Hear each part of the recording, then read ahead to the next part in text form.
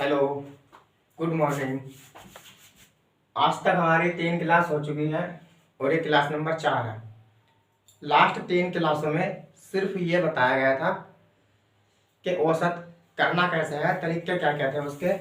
Same उसी तरह जिस तरह फिल्म शुरू होने पर उसमें कौन विलन होता है, कौन हीरो होता है, कौन हीरोइन होती है और क्या क्या चीज़ होने वाली है उसमें, ये सारी चीज़ बता दी जाती है। सेम उसी तरह से यहाँ भी पिछले 3 पाठों में औसत के बारे में और जो जो उसके तरीके थे जैसे जैसे भी वो सब बता दिए गए थे।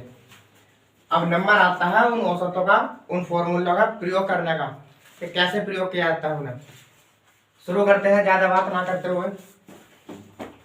पहला सवाल लिखा हुआ आपके सामने, यदि 11,23 तथा x का औसत 40 हो तो आपको x का मान बताना है। x का मान कितना होगा। औसत क्या होता है ये मैं बता चुका हूं, दोबारा रिपीट कर रहा हूं मैं। औसत वो संख्या होती है जो जितने भी हिस्सों में बांटी जाए सब में बराबर बराबर बांटी जानी चाहिए। अगर एक भी हिस्सा कम हुआ तो फिर वो संख्या उन सभी संख्याओं का, यानी कि जिस हिस्से में बांटी जा रही है उनका औसत नहीं होगा। औसत वही होता है चाहे हिस्से 2 हो, 4 हो, 5 हो, कितने भी हिस्से हो, जितने हिस्सों में बराबर बराबर वो संख्या बटेगी वही उनका औसत होता है। और औसत का सूत्र होता है पदों का योग बटे पदों की कुल संख्या। आपको पता ही होगा, इसमें तो कोई बात है नहीं। तो शुरुआत करते हैं पहले इसके बेसिक से, जो मतलब आपको फॉर्मूला आपकी याद होगा वो। औसत बराबर पदों का योग और बटे पदों की संख्या। पदों की संख्या मतलब n, ये औसत होता है। पदों का योग निकालने के लिए तो आपको एक पद चाहिए और उसको जोड़ना पड़ेगा तब पदों का योग मिलता है। तो पद कितने हैं इसमें सवाल में? एक तो पद है 11 प्लस 1 है 23 और प्लस 1 है x। ये तो हो गए पदों के योग, पदों का योग बटे पदों की संख्या। ये अंकों में है, ये भी अंकों में, लेकिन ये ABCD XYZ में है। संख्या ये भी एक ही मानी जाएगी। कभी ऐसा ना करें कि ये वाली संख्या अलग मान लो, आप सिर्फ पद 2 गिनो, चाहे वो XY में हो या गिनतियों में हो, पद सेम रहेंगे। 1 2 3 पदों का योग तो हो गया ये, और पद कितने हैं? 3। ये हमारा क्या बना? पदों का योग बटे पदों की संख्या, ये हमारा बनता है औसत। और आप बताओ अगर ये औसत है तो बराबर में औसत दे कितना रखा है सवाल में? औसत दे रखा है 40। ये भी औसत है और ये भी औसत है। दोनों को मिलाकर इन दोनों को जोड़ते हैं। 23 और 11 कितने हो जाएंगे? 23 और 11 34, प्लस में x ऐसे ही रहेगा क्योंकि आप इस x को घटा नहीं सकते या जोड़ नहीं सकते जब तक आपका x का मान नहीं मिलेगा। आप इसे ऐसे ही लिखे रहेंगे, चाहे जहां तक भी लिखें, जब तक x का मान नहीं होगा। 3 और 1 4, 2 और 1 3 और बराबर। आप मुझे बताओ, ये 3 इसके बटे में है, बराबर का अगर उधर जाएगा तो किस चीज में जाएगा? गुणा में जाएगा। तो 40 की और 3 की गुणा हो जाएगी, कितना बचेगा? 120। x बराबर ये प्लस का है 34, उधर जाएगा तो किस चीज का हो जाएगा? उधर जाकर ये माइनस का हो जाएगा। तो 120 माइनस 34, x बराबर 0 में से 4 नहीं जाएगा तो आपको धाई लेनी पड़ेगी। और धाई लेते कितने की है? 10 की। लेकिन यहाँ से निकल बचता कितना? निकलता 1 है, लेकिन आगे जाकर जुड़ती 10 है। तो 10 में 0 जोड़ेंगे 10 हो जाएगा, और 10 में से 4 जाएगा 6 बचेगा। यहाँ पर बचता है 1, और 1 में से 3 जाएगा नहीं, तो इस वाले 1 में से धाई लेनी पड़ेगी। बचता है कितना? 11, और 11 में से 3 जाएंगे, कितना बचेगा? 8। यानी कि इस x का मान क्या होना चाहिए था? 8 होना चाहिए था, तब जाकर इनका औसत कितना बैठ रहा है? 40। यानी कि सॉरी, x का मान 86 होना चाहिए था। 86 कौन से ऑप्शन में? 86 ऑप्शन नंबर सी।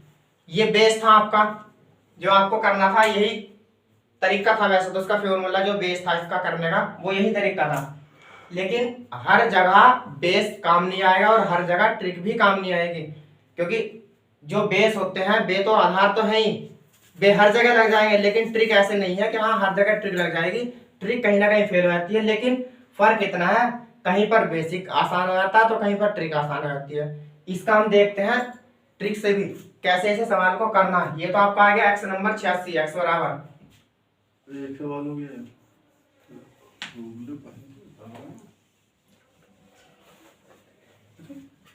अब इसे करना है जैसे मैंने पहले तरीका बताया था एक बार,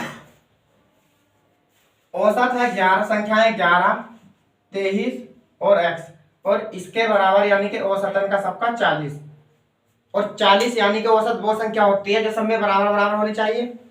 बराबर बराबर का मतलब यहाँ भी 40 होना चाहिए था, इसका मान भी 40 होना चाहिए और इसका मान भी 40 होना चाहिए, लेकिन मान तो सबके अलग है, ये अलग है, ये संख्या अलग है, और इसका तो पता ही नहीं कितना हो सकता है।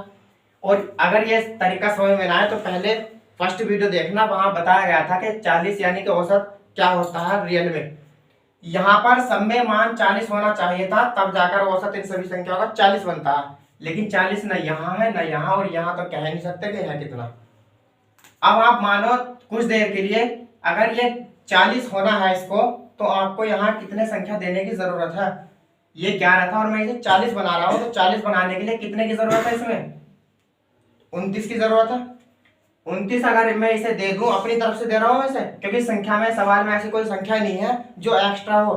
एक्स्ट्रा अगर होती तो बात दूसरी बनती, लेकिन यहाँ एक्स्ट्रा कोई सी नहीं है, 40 से सब कम है, तो यहाँ मुझे अपनी तरफ से 29 देना पड़ेगा इसको।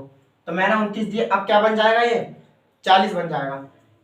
इस वाली संख्या में कितनी संख्या इसे मैं दूं कि 40 बन जाए, क्योंकि औसत 40 था, और औसत का मतलब चारों में सब में जितनी भी संख्या होंगी वे बराबर बराबर होनी चाहिए। तो यहाँ अगर मैं कितने दे दूं, 17, अगर मैं इस संख्या में 17 और डाल दूं अपनी तरफ से तो 40 बन जाएगा। बात आएगी इसकी, इसमें हम कैसे पता करेंगे कि यहाँ कितने डालने हैं। यहाँ तो 11 था तो 29 रख दिया, 23 था तो हमने 17 दे दिया, लेकिन इसको कितना देंगे, लेकिन मान इसका भी कितना होना चाहिए, मान इसका भी 40 होना चाहिए। अब इसका x का मान निकालने के लिए आप कुछ देर के लिए जो भी वीडियो देख रहा होगा वो कुछ टाइम के लिए इस x के स्थान पर अपने आप को रखना, इस x के स्थान पर मानो अपने आप को रखना, और ये आप संख्या नहीं मान करके आप समझ लेना कि मैंने 29 रुपए इसको दिए थे और 17 रुपए इस लड़के को दिए थे। बस आप रियल लाइफ में ये करते हैं कि जिसको जो कुछ देते हैं उसी से वापसी लेते हैं, लेकिन इसमें आपने दिया इन दोनों को था, लेकिन वापसी इससे लेना है। ठीक, 29 रुपए आपने इस संख्या एक को दे दिए और 17 रुपए एक को दे दिए, तो आप मुझे बताओ टोटल आपने इन दोनों को कितने रुपए दे दिए, कितने रुपए दे दिए होंगे टोटल, कितने, 46 रुपए। टोटल आपने 46 रुपए इन दोनों को दे दिए हैं। अब आप कुछ देर के लिए, लेकिन देगा आपको इससे वापसी लेने थे, लेकिन वापसी लेने के लिए पहले आप इसकी जगह अपने आप को रखो, और मैं जो लाइन बोल रहा हूं उसका उत्तर देना। आपके पास अगर किसी के 46 रुपए उधार हो, आपके पास अगर किसी के 46 रुपए उधार हो और आपको अपने पास भी 40 रुपए रखने हैं, क्योंकि सबका मान 40 होना चाहिए, तो मुझे यहाँ 40 भी चाहिए। खुद के पास 40 रुपए बचे, दूसरे के 46 रुपए देने के बाद आपको कितने रुपए की जरूरत पड़ेगी, ताकि आप 46 रुपए दूसरे को दे दो और 40 रुपए अपने पास भी रख लो, तो कितने रुपए की जरूरत पड़ेगी, तो आपको जरूरत पड़ेगी कितने रुपए की, 86 रुपए की। आपको कितने रुपए की जरूरत पड़ेगी, 86 रुपए की जरूरत पड़ेगी, क्योंकि 46 तो आपको इन्हें दोनों को देने हैं जिससे आपने उधार लिए थे, और 40 आपको अपने आप भी बचाने हैं, अपने पास भी रखने हैं, तो आपको कम से कम 86 रुपए की जरूरत पड़ेगी।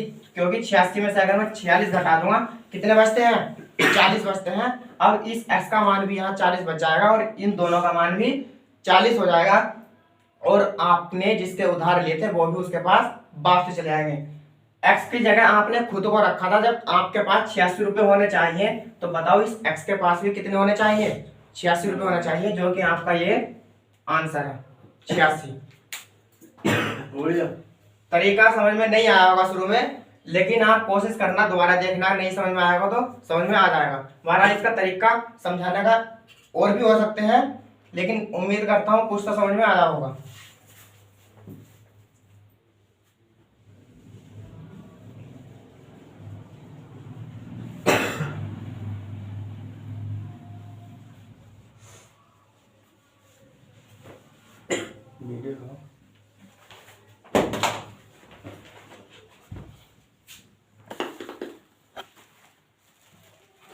सवाल नंबर दूसरा, यदि 40, 10, 25, 20, 35 और x का औसत 25 हो तो आपको बताना है x का मान कितना होगा। पहला तरीका वही, मैं हर बार फॉर्मूला नहीं लिखूंगा, औसत बराबर पदों का योग बटे पदों की संख्या, सिर्फ पद का योग लिख रहा हूं और पदों की संख्या लिख रहा हूं। औसत पदों का योग बटे पदों की संख्या, योग यानी कि 40 प्लस 10 प्लस 25 प्लस 20 और प्लस 35 प्लस x। पदों का योग तो हो चुका है। योग पद है कितने, 1 2 3 4 5 6, टोटल पद कितने हैं, टोटल पद है 6। पदों का योग बटे पदों की संख्या औसत होता है। और आप मुझे बताओ औसत कितना दिया हुआ है, औसत दिया हुआ है 25। तो ये दोनों ये औसत है और ये भी औसत है, दोनों बराबर हो जाएंगे। इन सबको जोड़ो, 40 और 10 50, 50 और 20 70, और 70 और 25 कितने हो जाएंगे, 95, 95 और 30 कितने हो जाएंगे, 125।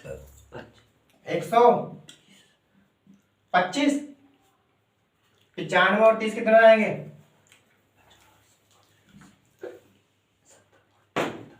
आप ऐसे जोड़ लो, 5 5 10 का 0 हासिल लगे, 1 बन जाएगा, 3 2 5 और 2 7 और 1 8, 8 4 12 और 1 13 बन जाएगा। और प्लस के एक्स में सेम ऐसे चलेगा। अगर आप सीधे सीधे नहीं जोड़ रहे तो सीधे इन अंकों में और दहाइयों में जोड़ लो, कितना हो जाएगा 130 और बटे में 6 बराबर 25। 130 में आप x नहीं जोड़ सकते जब तक आपके पास x का मान नहीं होगा। तो 130 प्लस x ऐसे ही रहेगा और बराबर 6 इसके बटे में है तो बराबर में जाएगा किसकी, 25 की गुणा में जाएगा, तो 25 का 150 हो जाएगा।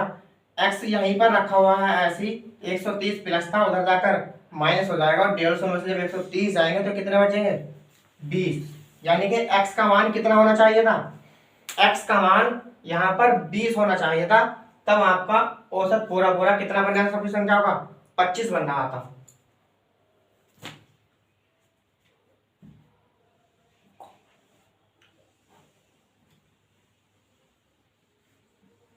वीडियो पॉज कर लेना और सवाल को लिख लेना या फिर स्क्रीनशॉट लेना।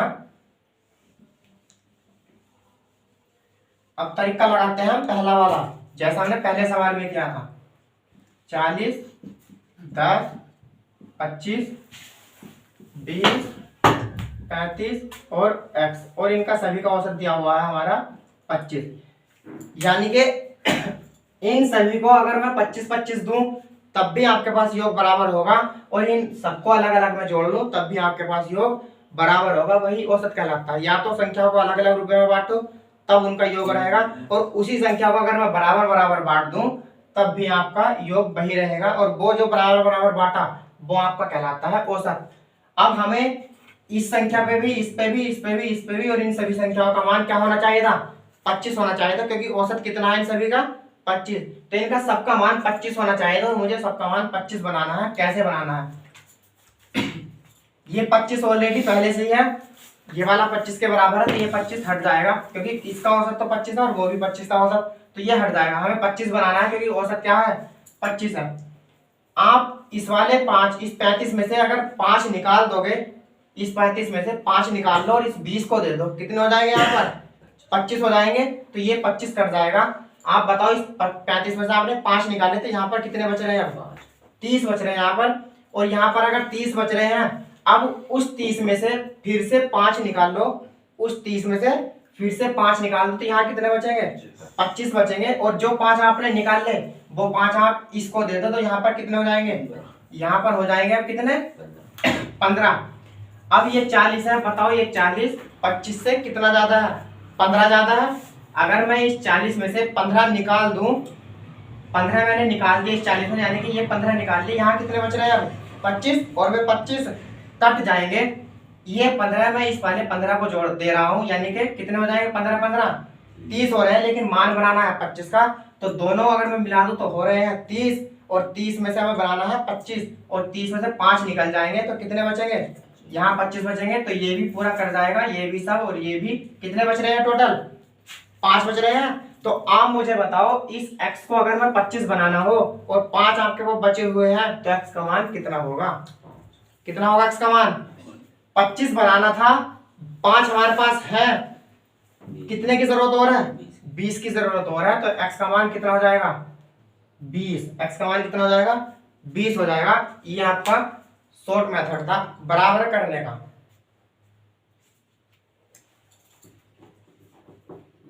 नहीं समझ में आए तो दोबारा देख लेना या वीडियो पॉज करके थोड़ी देर समझने की कोशिश करना।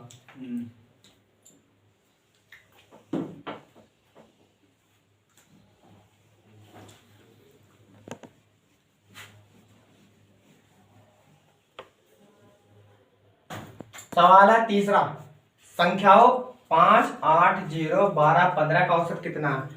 अभी तक पिछले दो सवालों में संख्या का औसत भी दिया था, तो हमने दो तरीके अपनाए थे, पदों का योग बटे पदों की संख्या और बराबर करने वाला तरीका। इसमें औसत नहीं दिया गया है तो इसमें आप बराबर करने का तरीका नहीं लगा सकते। और दूसरी बात, इसमें कहीं भी किसी भी संख्याओं का अंतर समान नहीं है, तो आप यहाँ डायरेक्ट भी नहीं कर सकते। सिर्फ एक ही रास्ता बचता है, पदों का योग बटे पदों की संख्या।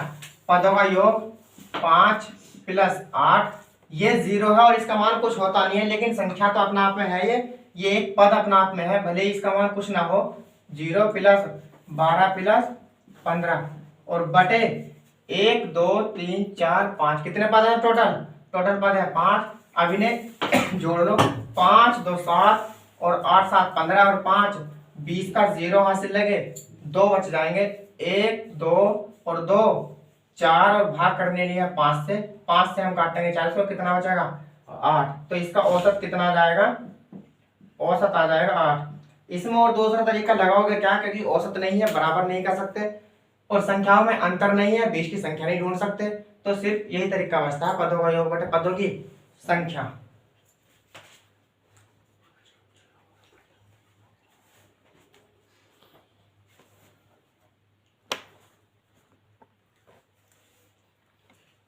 सवाल नंबर अगला, 3 के प्रथम 9 गुणजों का औसत कितना है। 3 के प्रथम 9 गुणजों का औसत, और गुणज वे संख्या होती है जो आगे को 3 के पहाड़े में चलते चले जाते हैं, यानी कि जो संख्या 3 से कटते चले जाए वो संख्या 3 के गुणज होंगे। जैसे 3 से पहली संख्या कटने वाली 3 है, फिर उसके बाद 6 होगी, फिर उसके बाद 9, फिर उसके बाद 12, 15, 18, 21 इस तरह चलते जाएंगे।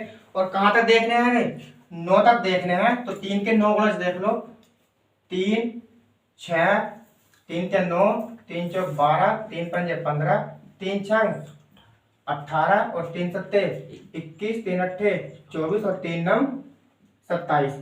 अब आपके यहाँ से दो तरीके हैं करने के।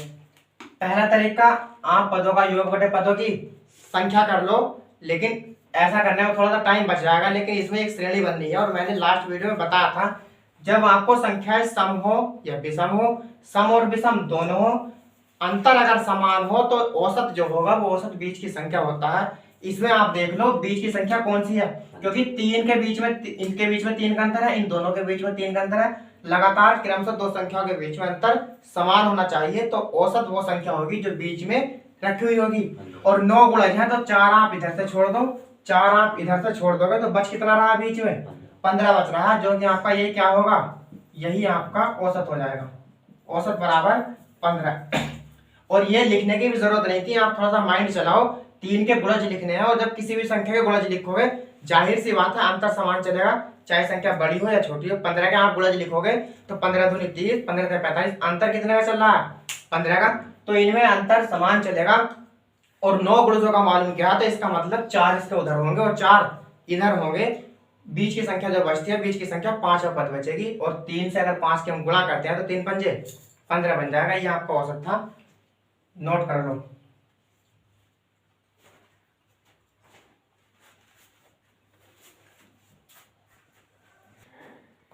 सवाल है अगला, 100 से कम सभी विषम प्राकृत संख्याओं का औसत। और आप मुझे बताओ, जब बात विषम की चल रही है तो पहली विषम संख्या कौन सी होगी, कौन सी होगी पहली विषम संख्या, तो आपके सबके दिमाग में आया होगा पहली विषम संख्या 1। और विषम की ही बात की है और क्रमागत की है और प्राकृत की है, और प्राकृत संख्या 1 से शुरू होंगी, लेकिन विषम की बात की है तो शुरुआत अगली 1 से होगी। अगली विषम संख्या कौन सी होगी 3, और अगली विषम संख्या होगी 5, और अगली विषम 7। लेकिन उसने कहा कहाँ तक, 100 से कम, तो आप बताओ क्या 100 तक ही ऐसी संख्या लिखते चले जाओगे या फिर 7 आंकों के बीच में ऐसी संख्या चलते चले जाएंगे और लास्ट में कहाँ तक है 100 से कम मालूम क्या, तो बताओ 100 से कम वाली विषम संख्या कौन सी है, कौन सी है 99। 100 से कम जो संख्या है वो 99 है। अब आप बताओ इसमें अंतर कितने का चल रहा है, सारी संख्याओं में अंतर 2 का है और मैंने बताया था जब अंतर समान चलता हो, चाहे वो अंतर कितने का ही हो, 10 का हो, 5 का हो, 6 का हो, 1 का हो, 2 का हो या 3 का हो, जब अंतर समान होता है तो संख्या जो होगी वो बीच की संख्या होगी, और बीच की संख्या अगर होगी तो वही आपका औसत होता है। और मैंने ये भी बताया था जब आपको प्राकृत संख्याएं विषम और 1 से शुरुआत हो और आपको n का मान निकालना हो, क्योंकि n का मान ही क्या होगा इसमें, इस वाले सवाल में n का मान ही औसत होगा, क्योंकि आपने अगर 1 से लेकर 100 तक गिनती लिखते हैं, आप एक भी संख्या ना छोड़कर बताओ कितनी गिनती लिखी जाती, 100 गिनती लिखी जाती।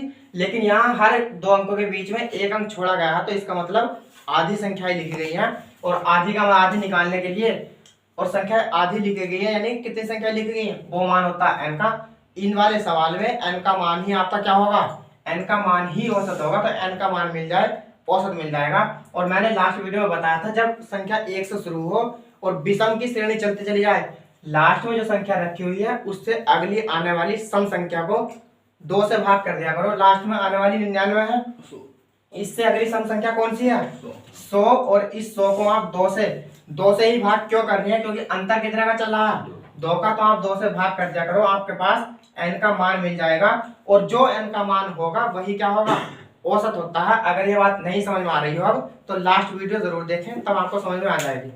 n का मान यानी कि 50, तो औसत भी कितना आ जाएगा इसका, औसत आ जाएगा आपका इसका 50।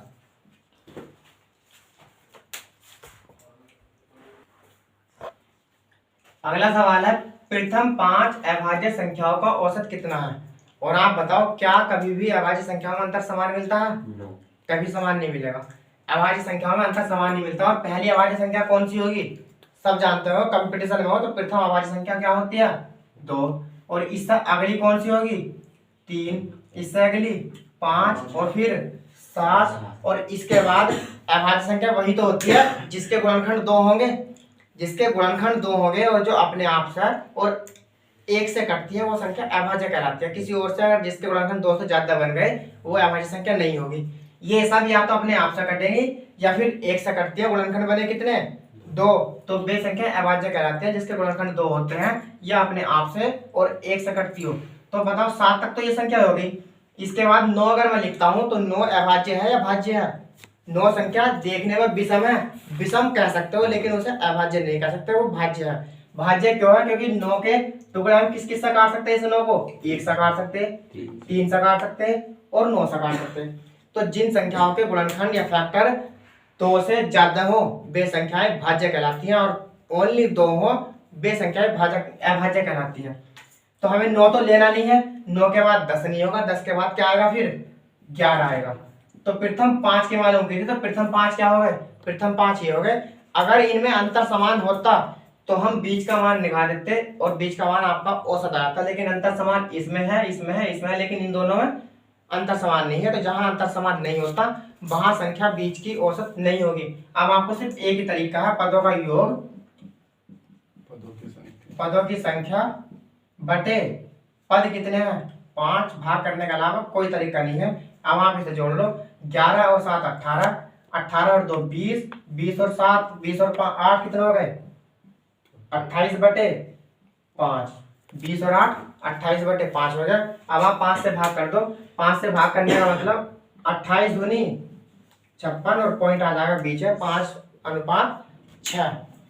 मैंने 5 से भाग ना करके 2 से गुणा कर दिया, ऊपर वाली संख्या में आपको मान मिलता है कितना 5.6, और मैंने 2 से गुणा क्यों की, वो इसलिए की है, आपके पास लिखा हुआ था 28 बटे 5, 28 बटे 5।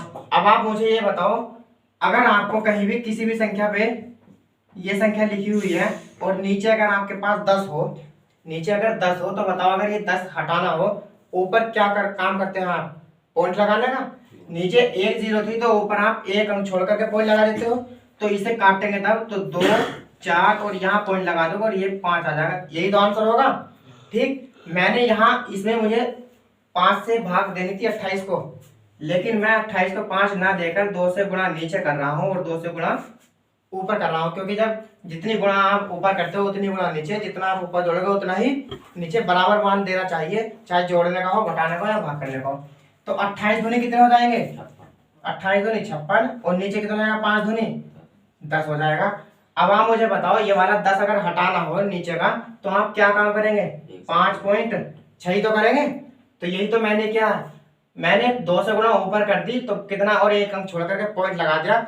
आपको गुणा करनी किस संख्या से वो देखना नीचे होता है और गुणा करनी ऊपर होती है। क्योंकि आप देखो अगर मैं यहाँ जिस तरह से मैंने यहाँ 2 से गुणा कर दी तो नीचे 10 बन रहा था, तो 10 जब बन रहा तो मुझे जरूरी नहीं है कि मैं 2 से गुणा नीचे करके लिखूं। हम 2 से सिर्फ देखते हैं नीचे जीरो बनाने के लिए, यानी कि जीरो का मतलब एक के बाद जीरो। ऐसा नहीं है कि अगर कोई भी संख्या जैसे ये लिखी हुई है 56, 8 और यहाँ पर 2 जीरो, अब आप इस वाली जीरो को हटाओगे तो यहाँ पॉइंट नहीं लगा सकते। पॉइंट तभी लगता है जब क्या होगा, जब नीचे एक के बाद जीरो लगनी शुरू होती है तब पॉइंट लगता है। तो यहाँ हमने देखा कि 10 बन रहा है और जब 10 बन रहा है तो वो जीरो हटेगी और जीरो हटेगी तो पॉइंट एक अंक छोड़कर जाएगा। इसलिए मैंने सीधे सीधे गुणा यहाँ देखी थी कि हाँ किस चीज से करूं, लेकिन की किस चीज में है, ऊपर वाली में। क्योंकि यहाँ भी करोगे तो आप नीचे 10 बनेगा, वो 10 वैसे ही आपको हटाना है तो टाइम इतना नहीं है, सिर्फ आपको माइंड में कैलकुलेशन करनी है। 28 दूनी 56 और मैंने एक अंक छोड़ करके पॉइंट लगा दिया, जो इसका आंसर है। औसत कितना आ जाएगा इसका? 5.6। और आपको ऐसे ही करना है, जब आपके पास 5 से भाग करने के लिए कोई संख्या हो, आप उस वाली ऊपर वाली संख्या में 2 से गुणा कर दिया करो और एक अंक छोड़कर पॉइंट लगा दिया करो, आपका आंसर सही आ जाएगा। सवाल अगला है 1 की पावर 2, 2 की पावर 2, 3 की पावर 2, 4 की पावर 2, 5 की पावर 2 और 6 की पावर 2, और इन संख्याओं का और 7 की पावर 2 इनका औसत बताना है। और मैंने लास्ट वीडियो में बताया था, लास्ट वीडियो में जाने से पहले ये बताओ ये संख्या जो लिखी हुई है ये किस तरह की संख्या है? सम है, विषम है, प्राकृत है, कैसी है ये 1 2 3 4 5 6 7, क्या 7 तक लिखी हुई संख्या में कोई संख्या छुटी हुई है? नहीं है ना। तो ध्यान रखना जब भी आपको संख्याएं क्रम से 1 से लेकर और 1 1 के अंतर से चलती चली जाए वो संख्या प्राकृत संख्या कहलाती है। यानी कि किसी भी चीज को गिनने के लिए जिन अंकों का आप प्रयोग करते हो वो संख्या प्राकृत होती है। और गिनने के लिए आप शुरुआत 1 से करते हो, 1 2 3 4 5 6 इस तरह से, ना कि 1 3 2 5 8 7 ऐसा नहीं गिनते, क्रम से गिनते हैं। और मैंने क्रम से का सूत्र बताया था आपको, जब प्राकृत संख्याओं के वर्गों का योग, प्राकृत संख्याएं तो है ये, क्योंकि 1 से शुरुआत हो रही है और सबका क्या है, सबका वर्ग भी है।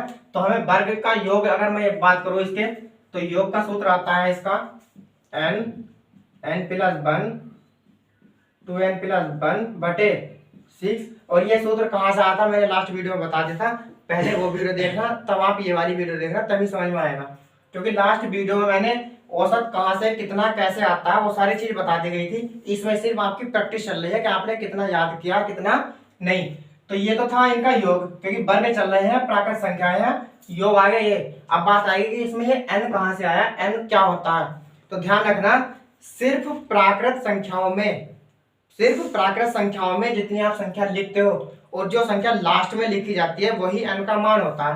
क्योंकि लास्ट में क्या लिखा गया 7 और n का मान वो संख्या होती है जितनी आप संख्या लिखते हो।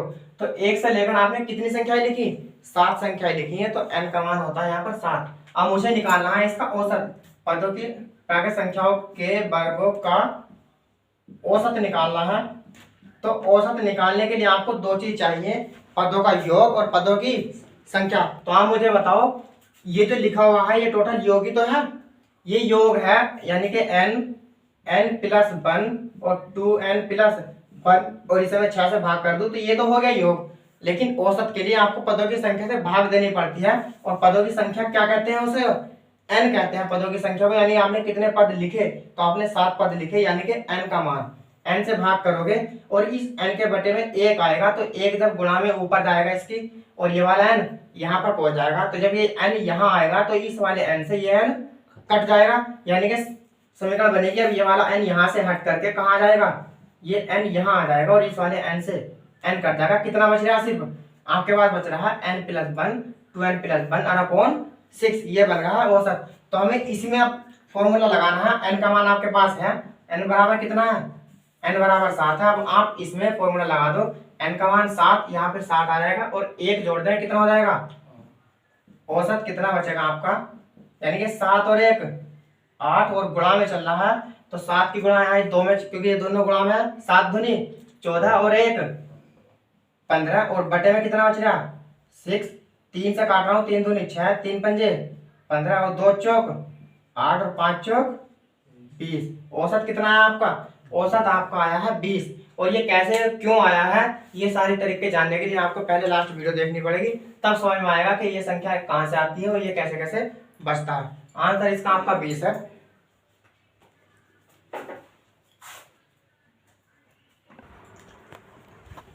सवाल नंबर अगला है, यदि A B C D E 5 क्रमागत विषम संख्याएं हो तो आपको इनका औसत बताना है कितना है। आप ये मत करना कि 5 संख्याएं दे दी तो आपने ये कर दिया a plus B plus C plus D plus E और इसे भाग कर दी 5 से और ये आपका औसत आ गया। ऐसा नहीं होगा। जब संख्याएं दी गई है ये वाली तो आप इन्हें जोड़ करके नहीं लिखोगे, कभी आपके दिमाग में आए ये वाला कि औसत हमारा ये आ गया, और ऑप्शन में हो सकता है बाई चांस मिल जाए और आप आंसर लगा कर आ जाओ। या दूसरा तरीका आप ये मत करना है कि क्रमागत 5 दी गई है और विषम दी गई तो पहली विषम ये हो गई, दूसरी विषम ये हो गई, तीसरी ये हो गई, चौथी विषम ये होगी और पांचवी विषम ये होगी और इनका औसत ये आ जाएगा। ऐसा भी मत करना, आंसर तब भी गलत आएगा, क्योंकि हो सकता है इन सबको जोड़ करके 5 से भाग करने पर जो संख्या आए वो आपके ऑप्शन में भी रखे हुए मिले। तो ये चीज नहीं करनी है, जैसा सवाल में दिखाया कुछ ना कुछ तो इसमें जरूर अलग होगा। अब आप मानो ये A B C D E, अगर ये यहाँ पर ये संख्या ना होती, कोई 4 लड़के होते तो बताओ ये 4 लड़के ही औसत बनते या उनकी जो उन्हें जो मान दिया गया था वो औसत बनता है, उनका जो मान होता है वही तो औसत बनता है। अगर मैं ए बी सी, आपको 4 लड़के, खुद अपना आप सोचो आपके साथ 4 लड़के हो रहे हैं और एक खुद आप 5 हो गए, ठीक, तो आप पांचों का औसत होगा या आपके पास जो संख्या होगी या कुछ पैसे होंगे, किसी भी चीज के पैसे हो या कोई संख्या हो, उनका औसत बनता है। औसत उनका बनता है जो आप जो इतनी संख्या होती है उनके पास उनका अपना अपना कितना खुद का मान है, उन दोनों संख्याओं को जोड़ करके औसत बनता है। ना तो यहाँ ए का खुद का मान है, ना बी का, ना सी का, ना डी का, ना ई का, इनमें से कोई किसी का मान नहीं, और ना ही आप बता सकते हो कि ये ए बी सी डी 5 क्रमागत संख्याएं हैं। बताओ ये मैंने ए लिख दी, आप कैसे बताओगे कि ये सम है या विषम है, बता सकते हो। क्रमागत अगर आप इन संख्या को ले रहे हो कि मैं क्रमागत संख्या ले रहा हूँ और इसके स्थान पर आपने 1 मान लिया, लेकिन ये बताओ ये कैसे पता करोगे कि आप ये सम है या विषम है, इसे तो बनाना पड़ेगा ना सम या विषम को। तो सम या विषम बनाने के लिए वो देखना है। अगर मान लो संख्या पहली में विषमी संख्या पहली 1 होती है, सबको पता है 1 है, और ये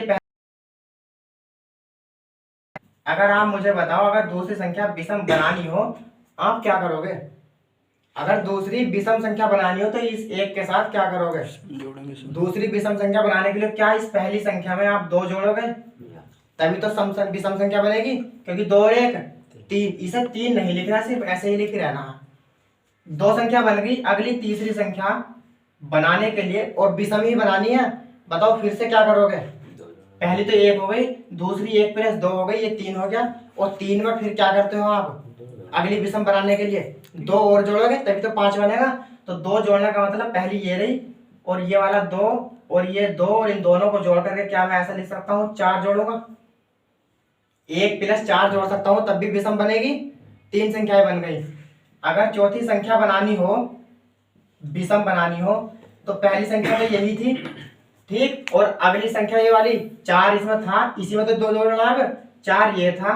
अब बताओ इसमें अगर मैं विषम संख्या बनाता हूं क्या करोगे आप, अगली 2 जोड़ोगे, आप 2 जोड़ोगे, इस तरह से 2 जोड़ दे और इस वाली संख्या को लिख सकते हैं, पहली संख्या तो ऐसी है कि आप इस वाली संख्या को ये लिख सकते हैं 4 और 2, ये वाली संख्या नहीं जोड़नी क्योंकि ये शुरुआत से चलती आ रही है, ये नहीं जोड़नी, ये क्यों नहीं जोड़नी वो इन संख्या में पता चलेगा।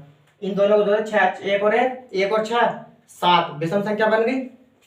5 संख्या बनानी थी और 5वीं संख्या अगर मैं विषम बनाता हूं तो पहली ये तो बनी है चौथी संख्या विषम, तो चौथी संख्या विषम बनी ये वाली। अब चौथी संख्या से अगली विषम संख्या बनानी हो तो कैसे करोगे, फिर 2 जोड़ोगे, क्योंकि विषम संख्या और सम संख्या दो के अंतराल में बनती है, तो इसमें फिर 2 जोड़ दोगे तो अगली विषम संख्या 5वीं जो बनेगी 1 प्लस, क्या ये विषम संख्या बनेगी 1 प्लस 8, यानी कि 8 और 1 9, 6 और 1 7, 4 और 1 5 और 1 का 1। बताओ ये वाली सारी संख्या विषम संख्या बनी या नहीं, तो आपने ये बनाई कैसे, पहले एक लिया, उसमें दूसरी संख्या विषम बनाने के लिए 2 जोड़ दिया, उसी दूसरी संख्या में तीसरी विषम संख्या बनाने के लिए आपने फिर से 2 जोड़ा, जो कि ये था, तो 2 और 2 जोड़ देंगे 4, 1 + 4 हो जाएगा। और तीसरी बन गई, चौथी संख्या से विषम संख्या बनाने के लिए आपने 1 + 4 में फिर से 2 जोड़ा, यानी कि 1 + 4 तीसरी संख्या थी, तो उस तीसरी संख्या में फिर से 2 जोड़ा, तो 2 का मतलब 1 + 6 जोड़ा।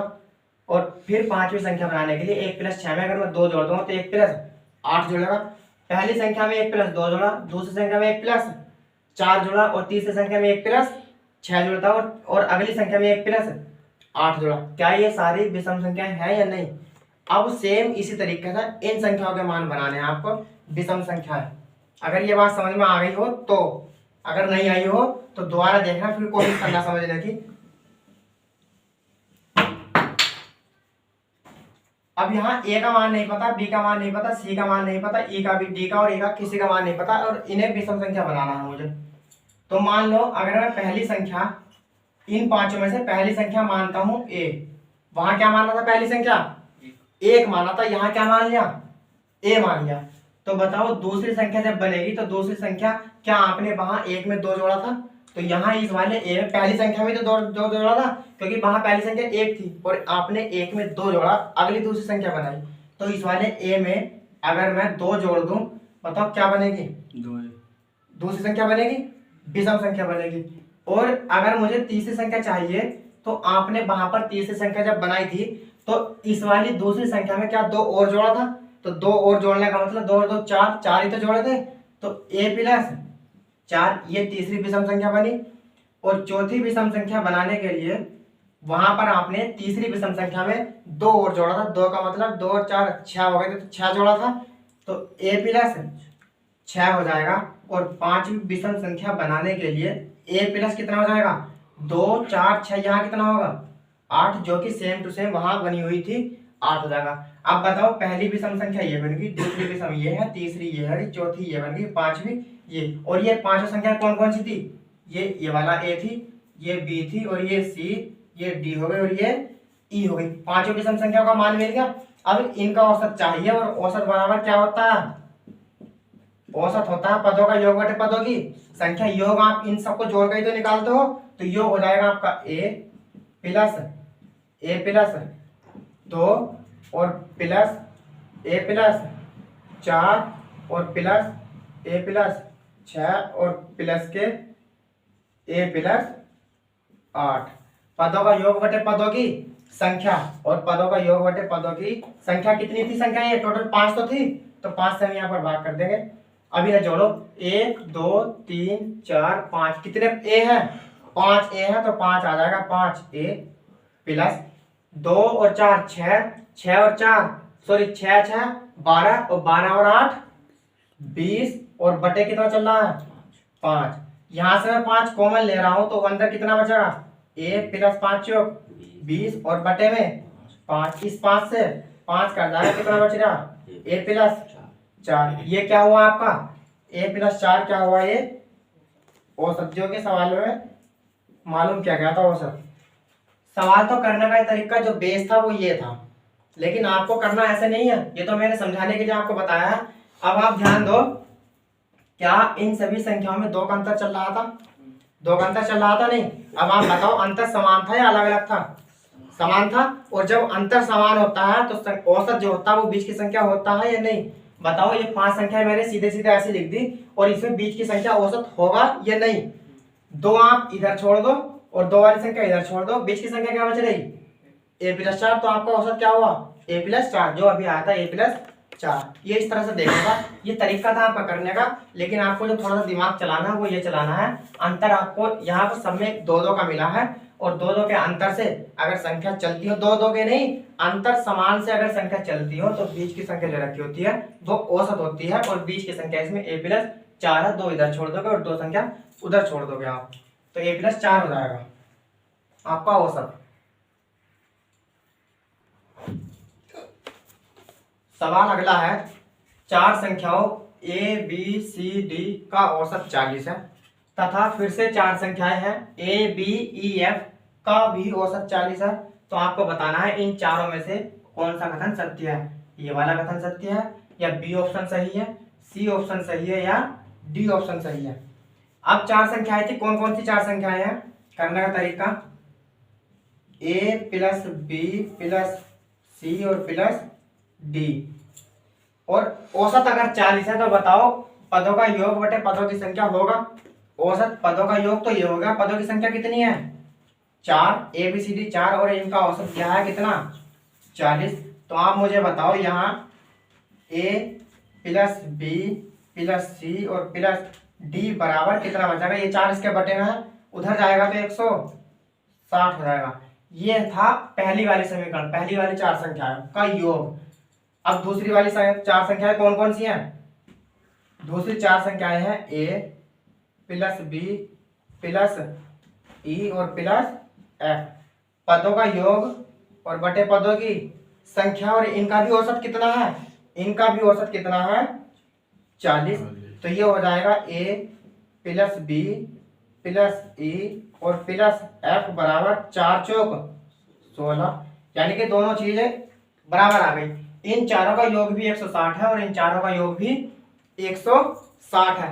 अब जब दोनों का योग 160 है तो मैं इन दोनों को जोड़ रहा हूं, इन दोनों को जोड़ता हूं मैं, फिर इन दोनों को जोड़ता हूं, यानी कि दोनों बराबर हैं तो मैं बराबर कहीं भी लिख सकता हूं। तो मैं पहले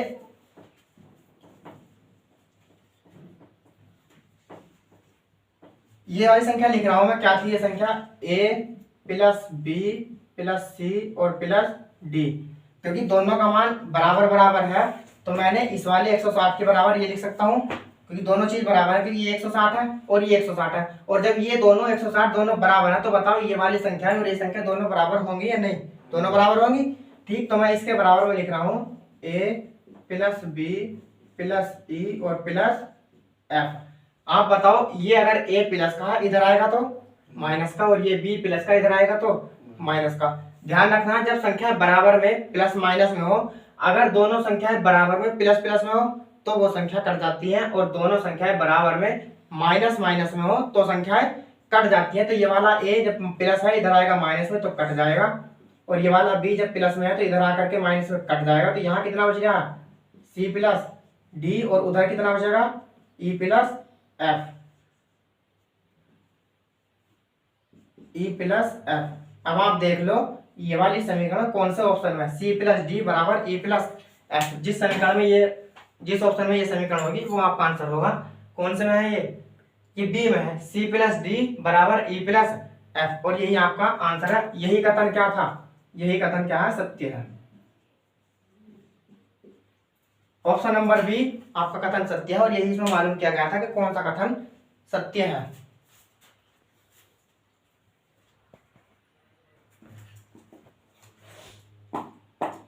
आज के लिए इतना ही।